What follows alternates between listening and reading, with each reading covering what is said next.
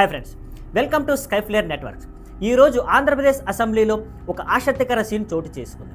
CM Chandrababu గారు ruling ఎమ్మెల్యేలపై కఠినంగా స్పందించారు.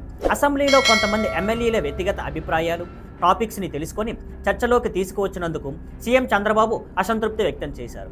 ఉదాహరణకి బోండా ఉమా గారు పొల్యూషన్ కంట్రోల్ బోర్డుపై చేసిన వ్యాఖ్యలు అసెంబ్లీలో బ్లోఅప్ అయ్యాయి. దీని ఫలితంగా సీఎం బాబు గారు హెచ్చరించారు. అసెంబ్లీలో వ్యక్తిగత అంశాలు చర్చకు స్థానం లేవని, ప్రతి ఎమ్మెల్యే తన మాటలను జాగ్రత్తగా ఎంచుకోవాలని స్పష్టంగా చెప్పినారు. సీఎం వ్యాఖ్యలలో నేను రోజుకు 15 గంటలు పనిచేస్తూ ప్రభుత్వ ఆర్థిక వ్యవస్థను పునరుద్ధరిస్తున్నాను అని అన్నారు. ఇప్పుడు అసెంబ్లీలో గందరగోళం సృష్టించకూడదు, మీరు సరిగ్గా వ్యవహరించాలి అని చెప్పారు. ఈ సంభాషణలో అసెంబ్లీలో ట్రాన్స్పరెన్సీ, అకౌంటబిలిటీ కోసం ఎంతగానో అవసరమని తెలుస్తుంది. అలాగే రూలింగ్ ఎమ్మెల్యేల బాధ్యతలపై కూడా సీఎం బాబు స్పష్టమైన సందేశం ఇచ్చారు. మరి ఫ్రెండ్స్, మీ అభిప్రాయం ఏమిటి?